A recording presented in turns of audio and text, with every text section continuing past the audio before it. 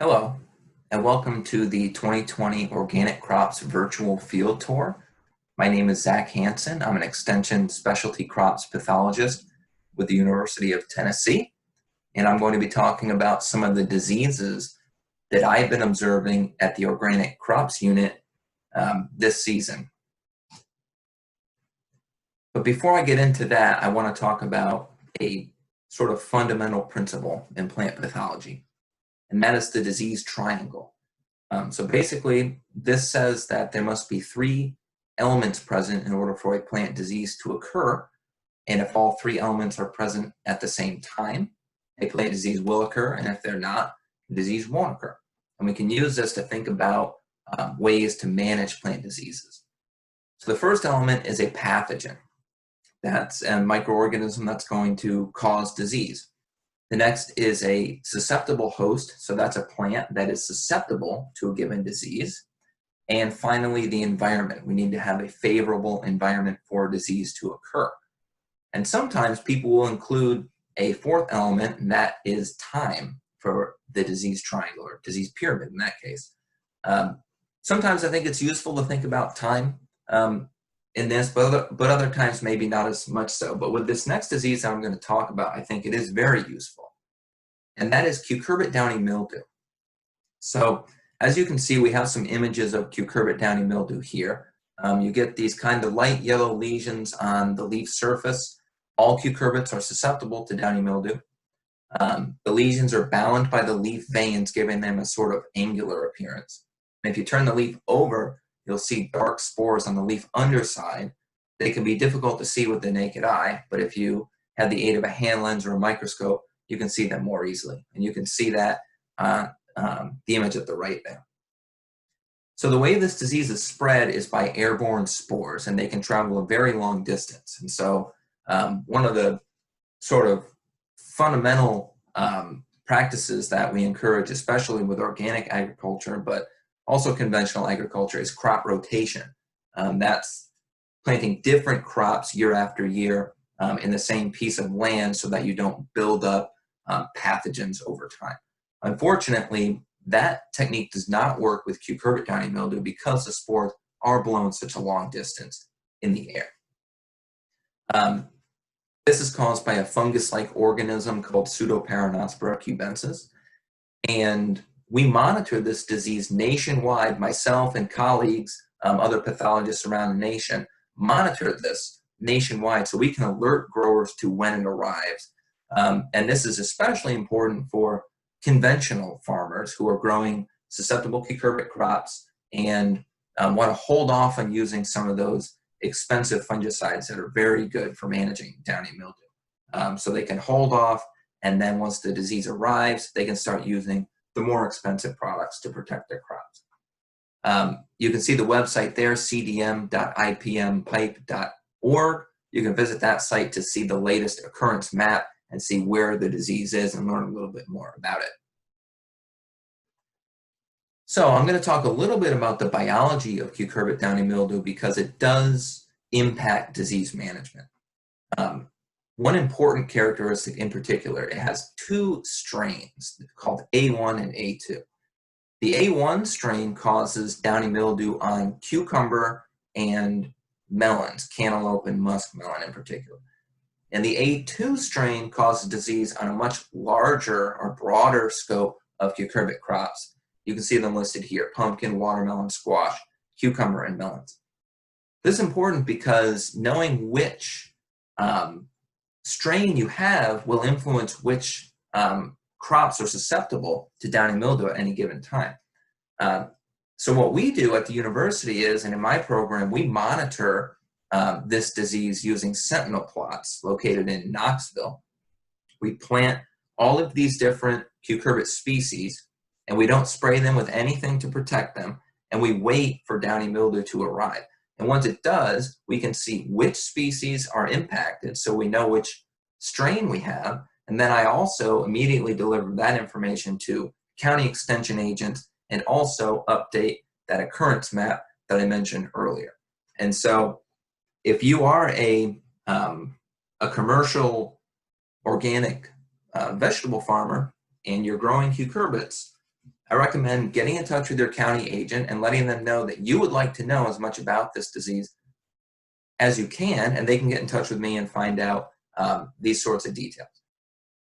So in Knoxville, the A1 strain has arrived at a very similar timing over the past 3 seasons.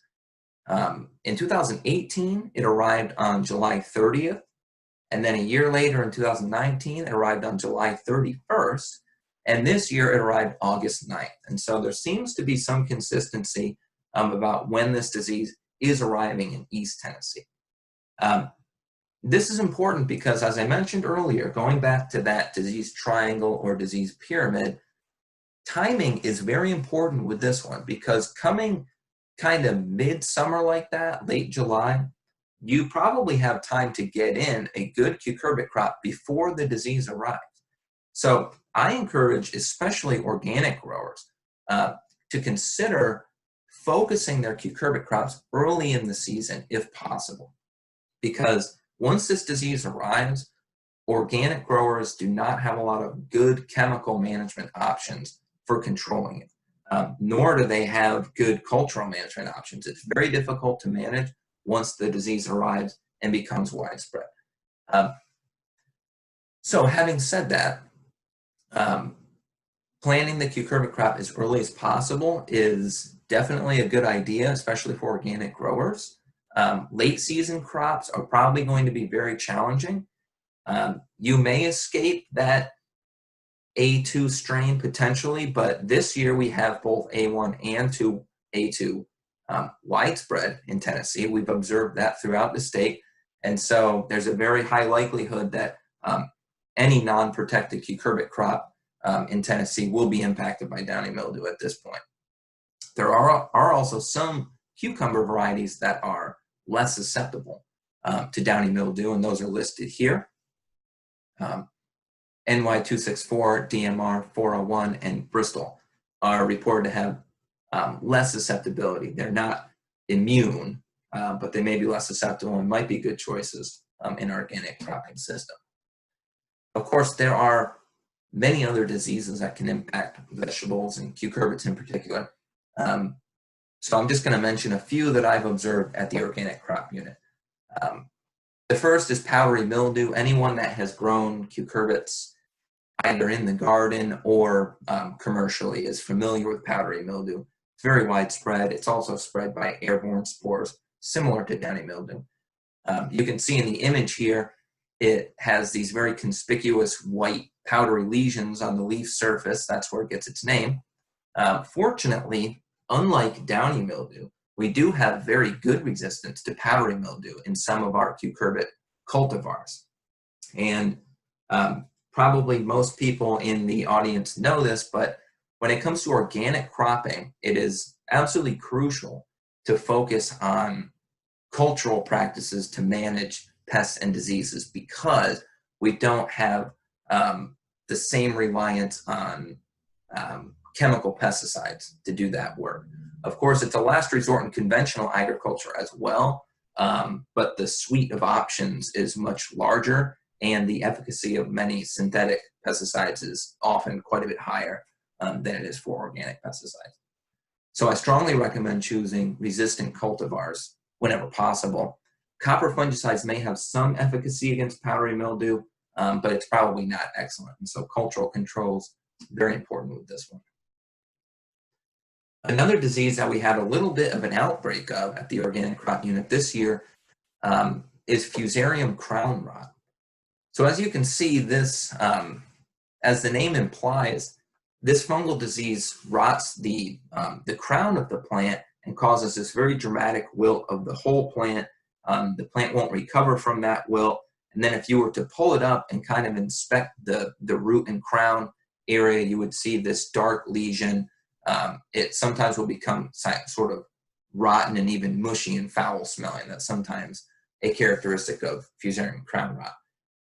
So for managing this disease, you want to practice crop rotation. Try to get that inoculum level down before you go back into that soil with susceptible hosts. You want to make sure you're starting with reliable disease-free seed. This disease is probably very often spread on contaminated seed. So choose a reliable seed source. Grafting to fusarium-resistant rootstocks may help. Probably would help more with fusarium wilt, which is a different path. It's also fusarium, which is a fungus, but it's a different species of fusarium. And grafting has been shown to be pretty effective at reducing disease caused by fusarium wilt. Probably most of the rootstocks that you would use in grafting are probably generally susceptible to fusarium crown rot. And you can see here, we're seeing fusarium crown rot on, I believe that is a pumpkin. Another wilt disease that you can see in cucurbits is bacterial wilt. So unlike fusarium, which is caused by a fungus, this is caused by a bacterium, Erwinia, and it's vectored by cucumber beetles. You can see one in that image on the lower right there.